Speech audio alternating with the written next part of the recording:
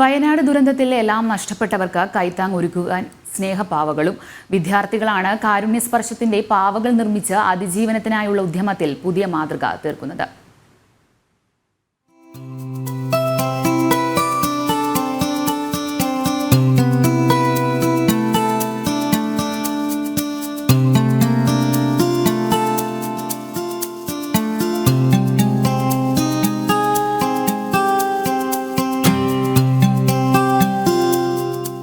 ഉരുൾപൊട്ടിയെത്തിയ ദുരന്തം അത്രമേൽ ആഘാതമേൽപ്പിച്ച വയനാടിനായി നാടൊന്നാകെയാണ് ഒരുമിച്ചത്.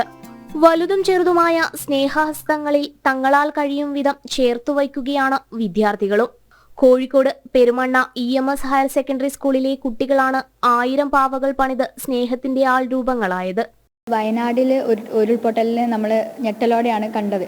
അപ്പം അവരെ ആ വയനാട്ടിലുള്ള ആളുകളെ എങ്ങനെ അതിജീവിച്ച് എങ്ങനെ ഉയർത്താം എന്നൊരു ചിന്തയിലാണ് ഈ സ്നേഹപ്പാവ ഉണ്ടാക്കി അത് വിറ്റ് തുകയൊന്നും ഞങ്ങൾ നിശ്ചയിച്ചിട്ടില്ല. അത് അവർ കണ്ടിട്ട് അവർക്ക് ഇഷ്ടപ്പെട്ട് എത്ര തുക തരാൻ തോന്നുന്നോ അത് ഞങ്ങൾ സ്വീകരിക്കും. അപ്പോൾ അങ്ങനെ വിറ്റ് ആ പൈസ ഞങ്ങൾ മുഖ്യമന്ത്രിയുടെ ദുരിതാശ്വാസ നിധിയിലേക്ക് കൊടുക്കാനാണ് ഇപ്പോൾ ഉദ്ദേശിച്ചിരിക്കുന്നത്. സ്കൂളിലെ സ്റ്റുഡൻസ് പോലീസ് കേഡറ്റുകളാണ് ഉദ്യമത്തിനു പിന്നിൽ. ടൈലറിംഗ് ഷോപ്പുകളിൽ നിന്ന് ശേഖരിക്കുന്ന ബാക്കി വന്ന തുണികൾ കൊണ്ടാണ് ഇവർ പാവകൾ നിർമ്മിക്കുന്നത്. തങ്ങളാൽ കഴിയും വിധമുള്ള കുട്ടികളുടെ പരിശ്രമത്തിന് അധ്യാപകരും രക്ഷകർതൃ സമിതിയും അകമഴിഞ്ഞ പിന്തുണയുമായി കൂടെയുണ്ട്.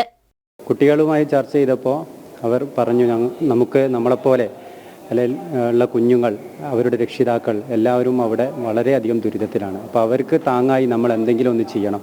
അപ്പം ആളുകളെ സമീപിച്ച് നേരിട്ട് അവരിൽ നിന്ന് സംഭാവന സ്വീകരിക്കുന്നതിന് പകരം എന്തെങ്കിലും തങ്ങളാൽ കഴിയുന്ന ഒരു പ്രവൃത്തി ചെയ്ത് അതിലൂടെ പൈസ കളക്ട് ചെയ്യുകയും അത് അവരിലേക്ക് എത്തിക്കുകയും ചെയ്യണമെന്നൊരാശയത്തിൽ നിന്നാണ് ഈ സ്നേഹപ്പാവകൾ പിറവിയെടുത്തത്. പാവകൾ വിറ്റുകിട്ടുന്ന പണം ഒരുമിച്ച് ദുരന്തബാധിതർക്ക് കൈമാറാനാണ് ഒരു വിദ്യാലയം ഒന്നാകെ ഒരുമിച്ചിരിക്കുന്നത്. സർവ്വതും നഷ്ടപ്പെട്ട് തളർന്നിരിക്കുന്ന ജീവിതങ്ങളെ ഹൃദയം കൊണ്ട് ചേർത്ത് പിടിക്കുകയാണ് നന്മയുടെ പുതുനാമ്പുകളായി ഈ കുട്ടികൾ.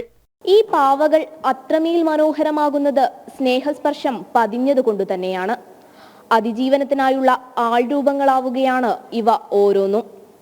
ക്യാമറമാൻ സന്തോഷ് മണ്ണാർക്കാടിനോടൊപ്പം ദിസ്ന സുരേഷ്, ജനം, കോഴിക്കോട്.